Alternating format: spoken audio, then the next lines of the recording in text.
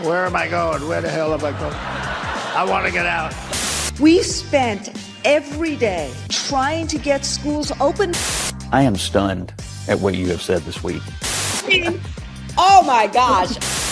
The teachers union president is good at being evil. Donald Trump punks the lost and confused Joe Biden. CNN calls out the teachers union, the abortion pill, and also Hillary Clinton chimes in on the next upcoming election. All that and more coming up on this episode of Daily Caller Live. Thanks so much for tuning in. Daily Caller Live starts right now. 2, 1. Here we go! That might be the only brown guy on earth named Jobob. That is actually her name, Jobob.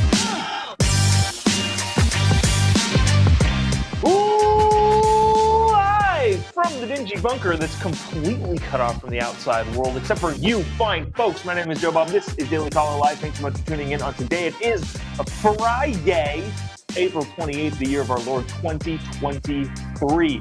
A lot of stuff to get to, more fun stuff, kind of laid back, not really a too deep, in-depth thing.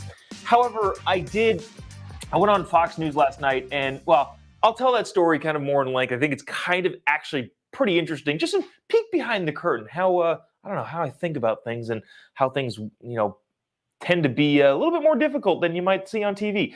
Anyways, I want to start off with this. Let's just go straight here. The comedy stylings of one former president, Donald Trump. I think one of my favorite things about politics, but also his politics, is he is effectively he's giving a political speech, but he's also effectively a stand-up comedian. He goes from city to city in America, trying out new jokes and seeing what works. And sometimes they don't work. Remember Ron DeSanctimonious when he was in, I think he was in Ohio campaigning for J.D. Vance, and that just didn't really land. And then there's other things like the lock her up chant or the build a wall chant or pronouncing boot edge. He tries out different things, and if it works, he keeps them in the act, and if it doesn't work, he boots them out. But effectively, he's going on a stand-up comedy tour, also running for president. Let's not forget that. And I think last night, he landed a joke. He was in New Hampshire, I believe. New Hampshire, yeah. And did this little number. We'll stop talking about it and play it. Watch this. Do you think at least one time you'd get up and say, I'm running for president? Where am I going? Where the hell am I going? I want to get out. Oh, no, over there.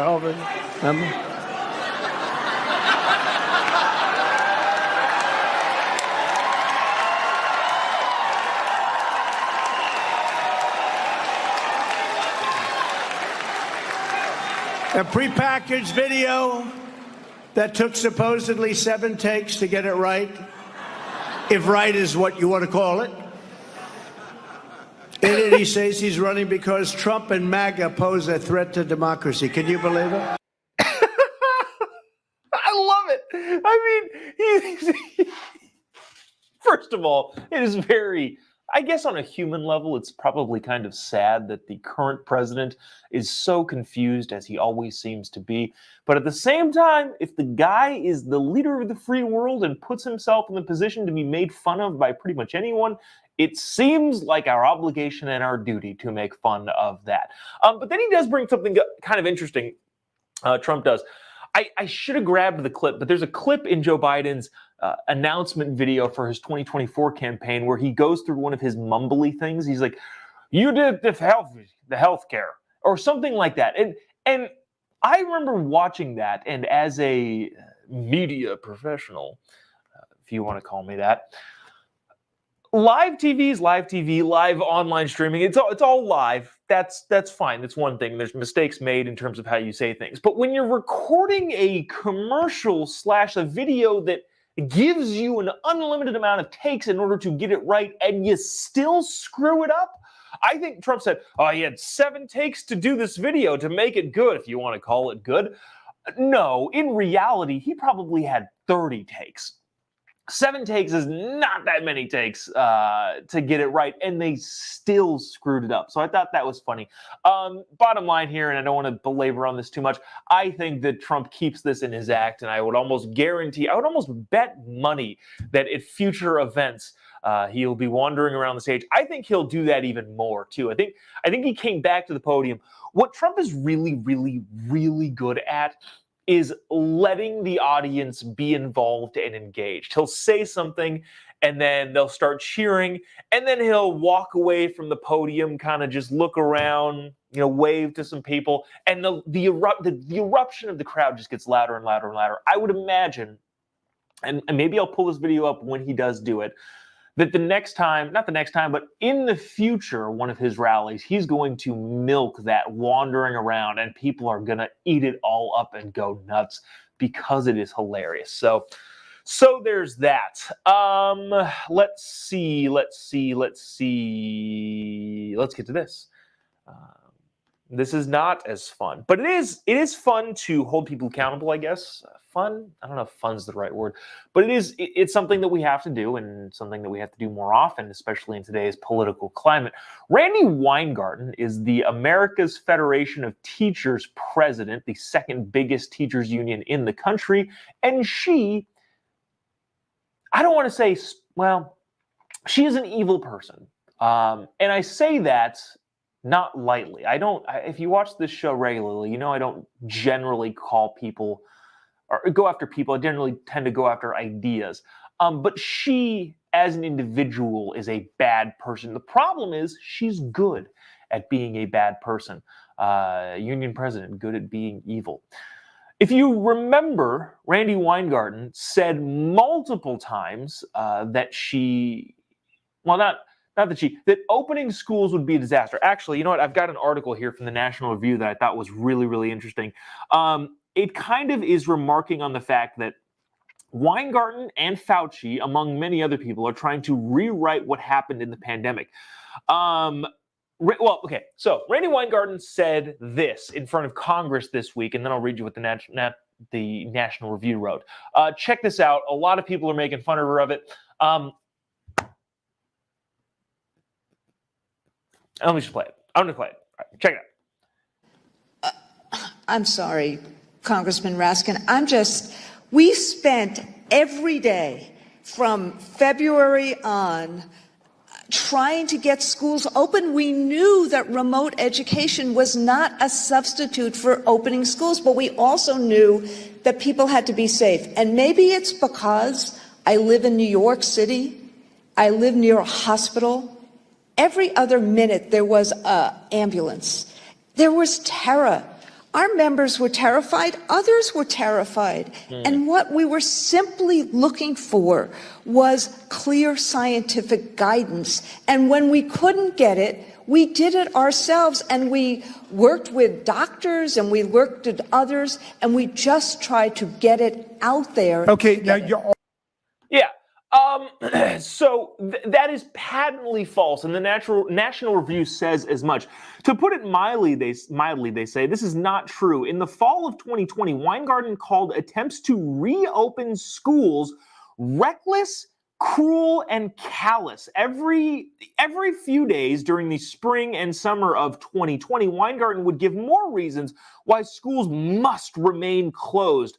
Affiliated unions said even more bizarre things. The Chicago Teachers Union in December of 2020 said that the push to reopen schools is rooted in sexism, racism, and misogyny. I think I remember also that LA school districts said similar things. The bottom line here is this. Randi Weingarten and the teachers unions across the country were holding out for more money. They knew that the federal government was opening their wallets and pouring money into anything and everything COVID. It was almost like the dot-com bubble in 2000. If you had anything to do with the internet at the time or COVID during this last pandemic, people just threw money at you.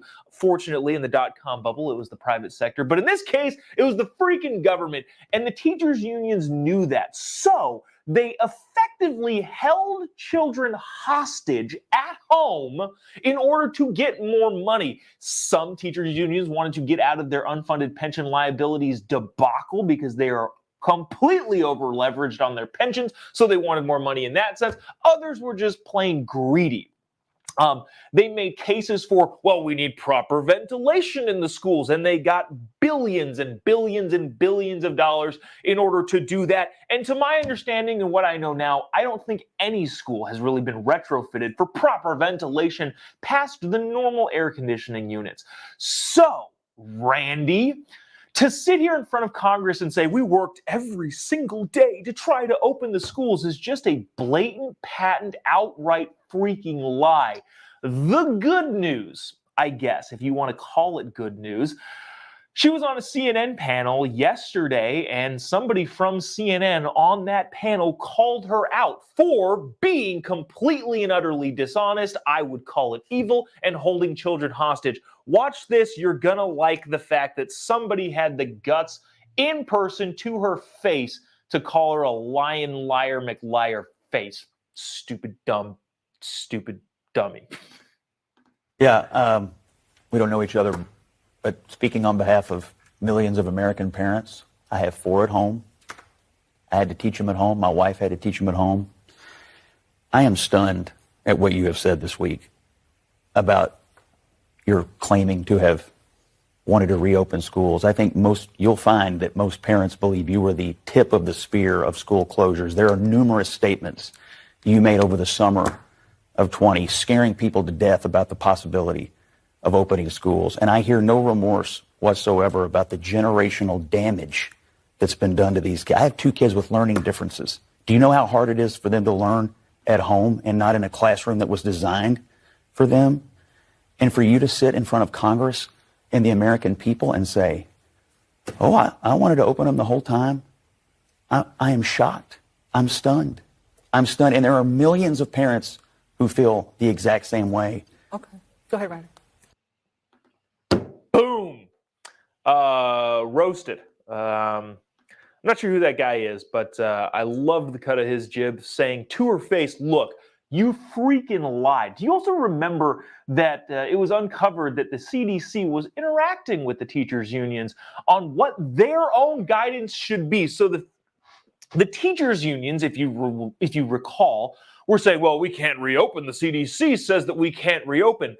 And it was then uncovered through emails that the teachers' unions themselves were giving the CDC instructions on what to say in order to keep the schools closed. They used kids as hostage negotiators for more taxpayer money, and it worked. So, for Randy Weingarten to sit in front of Congress and say, well, we tried to keep the schools open, is complete and utter horse ass. Man, I'm fired up. I'm mad. And for her to continue in her role, doing what she's doing and being allowed to abuse kids, in my opinion, shouldn't be tolerated. There's a couple people here in the comment section that say, charge Randy Weingarten with war crimes. I don't know if that will work. But at the end of the day, there's this. And I also, what I don't want to do is go on a tirade against teachers. It's not an anti-teachers things. But at the same time, I wish teachers would have a better understanding of what their union is doing. Because in a lot of ways, all of the teachers that I know, one, freaking hated the online learning stuff. They hated it. One, it didn't work. Two, it was more work. And three, they did it for way longer than they needed to. So I would imagine that the overwhelming majority of teachers are diametrically opposed to what Randy has to say, yet they still support her. I'm hoping the whole union thing changes quite a bit. If you remember, there was a Supreme Court ruling a couple of years ago that made it so that California teachers were required to join the union. They were required by California law to pay dues to the union that advocated for nonsense. Fortunately, the Supreme Court said, no, you can't make people join the union. You're not allowed to do that. Fortunately, that's been the case. But I think we're still seeing a lot of residual effects of teachers going, wait, what am I supposed to do? I'm supposed to pay the union? I don't know what I'm supposed to do. So hopefully we see the unions lose power as, again, they are hostage negotiators that use your kids as a bargaining chip. So there's that. Let's get to this. This is actually kind of interesting.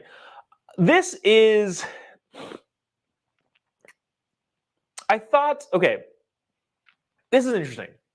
There's been a bunch of news about the abortion pill, and we are going to have an open and honest dialogue of how I understood this.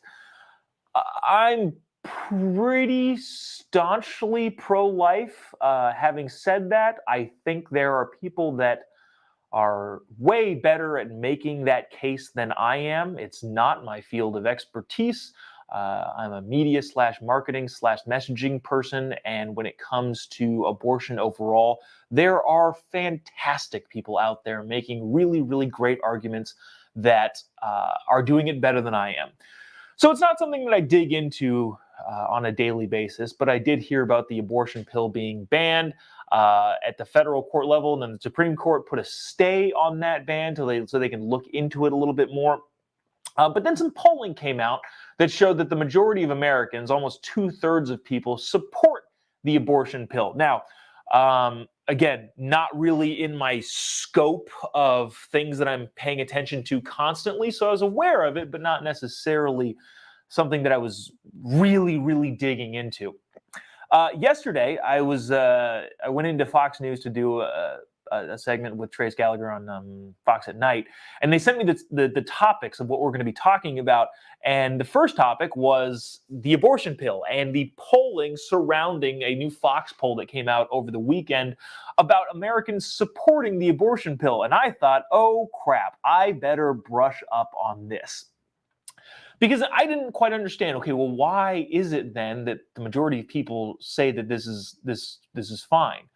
Now, here's where my little hiccup was, and this I feel like is for men. Men, if you don't know anything about this, maybe this can be maybe my needing to figure it out can help you understand what's going on here too. In my head, and maybe this makes me sound stupid, I was not aware of a huge difference between an abortion pill / medical abortion, medicinal abortion, and the Plan B pill. I'm aware of both things. I did not know there was a huge difference. So I get the topics, and I'm driving, and I call my wife, and I'm like, hey, this is kind of like, I don't know, what do you know about this? What's this? And she says point blank, well, Plan B is not an abortion pill. Those are completely separate things. And I said, oh, well, this is good to know. Then I start looking into things, and I call another friend, and Isabel Brown. She's great. You go check her out on any of her social media platforms, but she's much more ingrained in this argument debate realm, and filled me in on all the specifics, and it was pretty dang fascinating. I was not aware that medicinal abortion could be used throughout the entire second trimester, which is according to the WHO.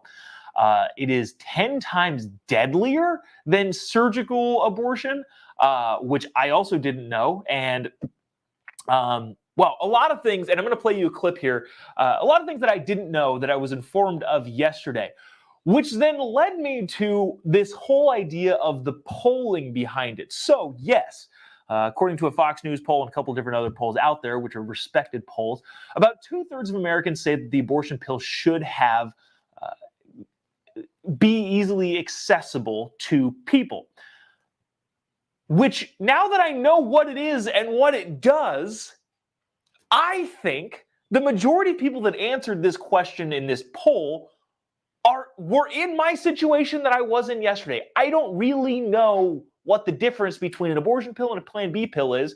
And if they're the same thing, I don't know. If I'm an average American that doesn't really have a strong stance, of course I do, but I'm trying to put myself in the shoes of, people that don't take this stuff in every single day, I would think, well, yeah, that seems fine. The problem is it's pretty opposite or opposed to the polling around trimester. So here's what I'm getting at. The average American, or the polling shows, 538 shows this, the AP shows this, upwards of about 70% of Americans don't think abortion should be legal in the second trimester. The first trimester, there's a majority of people that are like, look, I'm uncomfortable with this, but you know, it's very, very early on, so I get it. In the second trimester, that number falls off a cliff. Literally, 70 to 72% of Americans think it should be illegal in all cases or in most cases, which is a huge majority in terms of polling on a specific issue. However, this particular abortion pill that they're being looked at, mifepristone, can and does, and according to the WHO, is effective in the second trimester.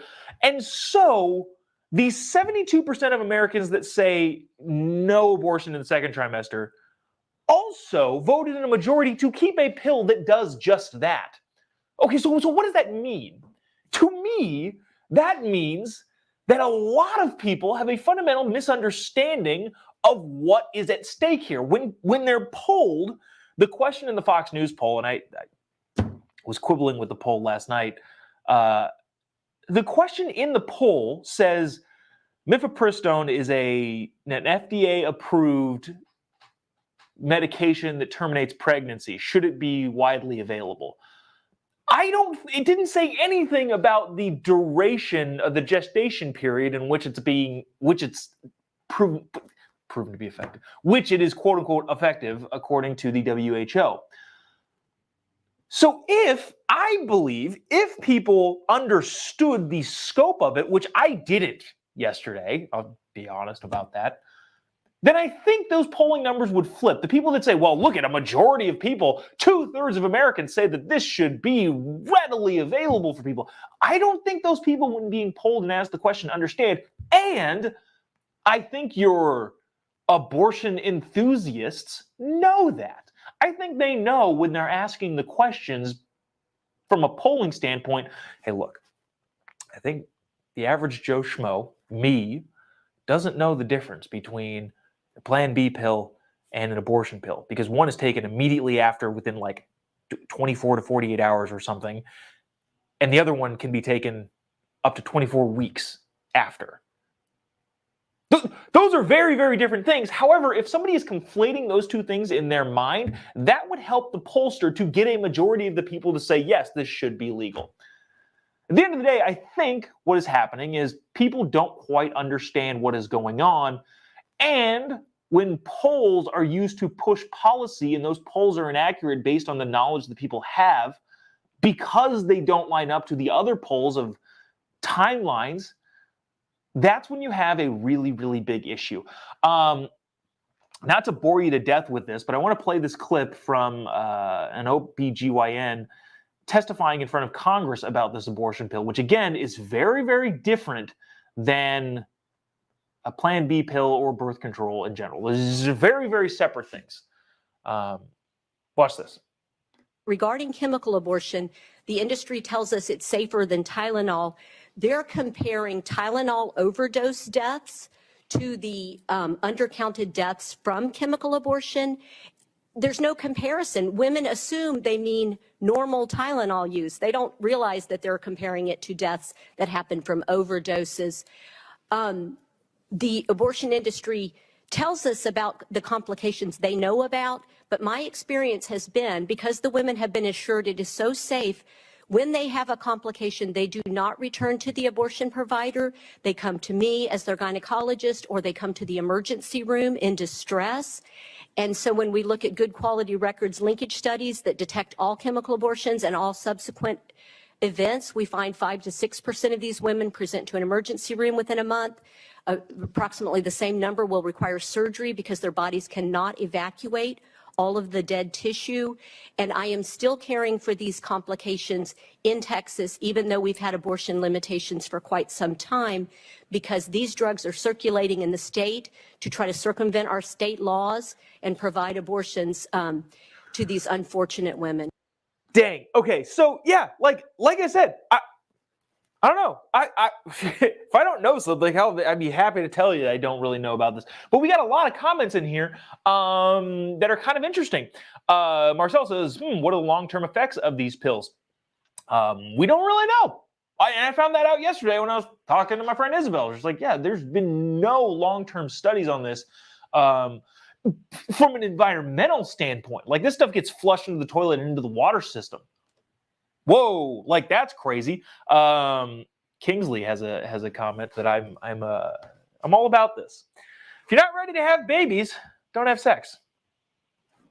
Probably a good thing to live by. Now, is that realistic? I don't know. It would be great, but yeah, that's all about that.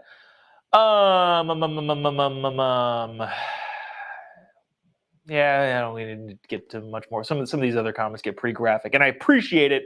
But yeah, it's the end. At the end of the day, there's a lot to quibble with about these polls, and I think what I think the takeaway should be is when you see polls like this. Well, 2/3 of Americans believe that the abortion pill should be readily available. I think you have to know quite a bit more about the polling, about the information, before you make policy decisions. Your abortion enthusiasts are going to use this poll to push policy, to push around legislatures.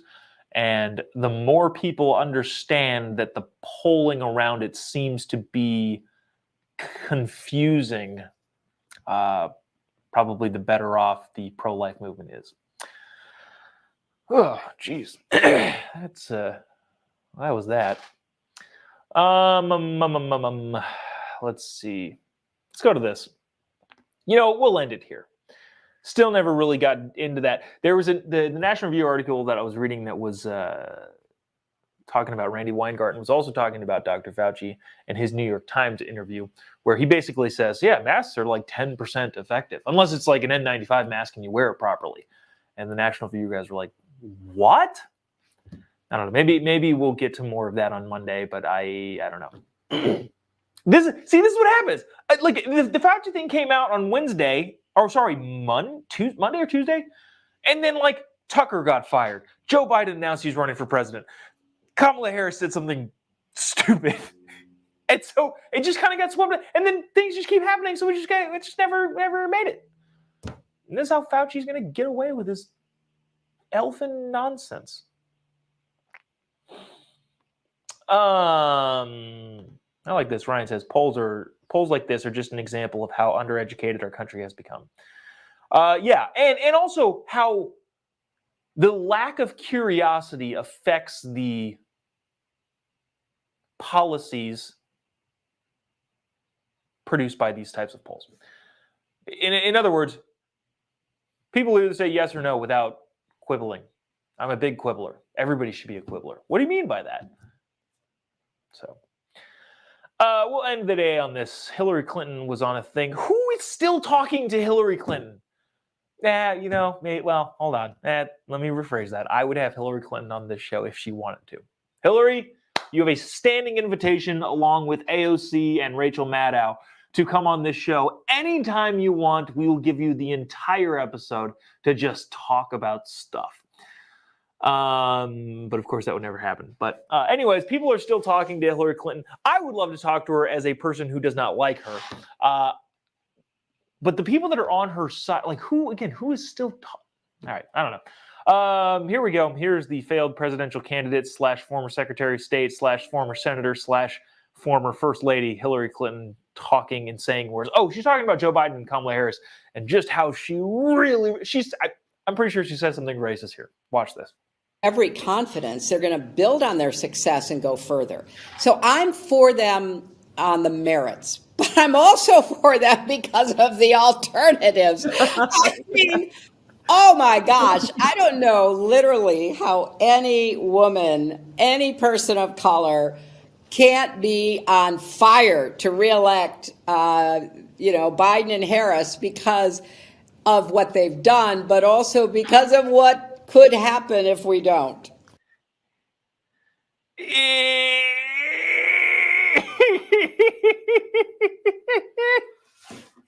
I don't know. That seems pretty racist, Hillary. I don't know how anybody who has an anatomical makeup of a biological female or has more melanin in their skin than John Travolta cannot just be on fire for Joe Biden. Yeah, you know what? Those minorities and those women who aren't on fire for Joe Biden, they're dumb in my book, says Hillary Clinton. I don't know, man. It's pretty racist. Sorry. I don't know. Some comments here saying, "Oh my gosh, I just threw up a little bit." Yeah. I just hope that identity politics is dead because of the mockery being made of by the lefty side of the aisle of like, well, black people should do this and if they don't, they ain't black. All of that crap that keeps popping up and continues to circulate, I just hope that identity politics just dies and goes away, and you judge people by their merits, their character. Politicians, not really a lot of character there. And their ideas. How about we do that? How about we stop the whole? It's funny. I troll people on the internet sometimes. AOC went on this big tirade about Justice Thomas. Because that's a whole different thing. We did talk about it a little bit, but we haven't dug really into that because I don't think there's anything there, honestly. And if there was, I would hope that I don't know, would bring it to you. But AOC just attacked. And so, clearly I tweeted, powerful Congresswoman attempting to unseat Black Supreme Court Justice. Which is stupid. It's stupid. I know that it's stupid. But I'm trying to make fun of the fact that the color of people's skin doesn't matter. How about we don't? How about we live in a world where you're judged on your ideas? There was a guy that said something like that. I think it was like he'd rather be judged on the content of his character than the color of his skin. What an idiot. I don't know who that guy was, but he clearly was just off the rails and not a smart person at all. Anyways. I don't know. Hillary being a little bit racist. Derp. That'll do it for us today. Appreciate you sticking around, tuning in. Have a great weekend. Wife and I are going to a concert in San Diego area. Gonna be excited about that. Gonna go visit my mom down there too, and have a good time. So have a great weekend. Try not to get bogged down by the news too much. I tend to do that over the weekend sometimes, so I try not to do that. But thanks so much for tuning in. If you haven't already, give me a follow on any of your social media platforms. You can just type in JOBOB on pretty much any of the social media platforms. You'll be able to find me. I have said in my head that I'm going to go live on Instagram more, but I don't know how. I don't know how that works, but possibly, going to go live on the Instagram page at some point soon. So give me a follow on Instagram. Other than that, that's it. No more announcements. We will see you soon. Have a great weekend. See you Monday. God bless America.